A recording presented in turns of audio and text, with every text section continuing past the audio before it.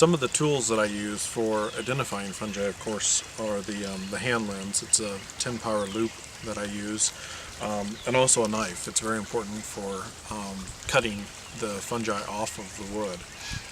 We'll put them in brown paper bags to store them in until we get back to the lab, and then they can go into the refrigerator if we want to look at them later, or we'll put them on a dryer like a food dehydrator to dry them down. So these little black dots on wood, these microfungi, are really quite tiny, but there's thousands and thousands of species of these microfungi. And they occur usually on the bark, and they occur on these large logs that have fallen down. They're just decomposing the wood on the surface. So fungi occur everywhere, in the soil and in leaves and in wood.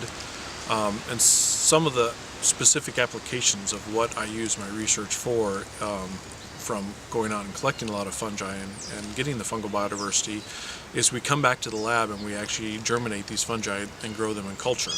And once we have the fungus in culture, we can utilize that for several different applications. But one of them is, in collaboration with one of my colleagues at the University of Oklahoma, is in natural products research. So I'll send him the cultures, and he will screen them for secondary compounds or bioactive compounds that occur in these fungi. And only a very few fungi have actually been screened for bioactive compounds. There's a lot of biodiversity out there, fungal biodiversity, that has not been screened yet, and we just don't know what important chemicals these fungi actually have in them. So he's currently screening them now for bioactive compounds that are important in the curing of infectious diseases, as well as neurological diseases such as Huntington's disease.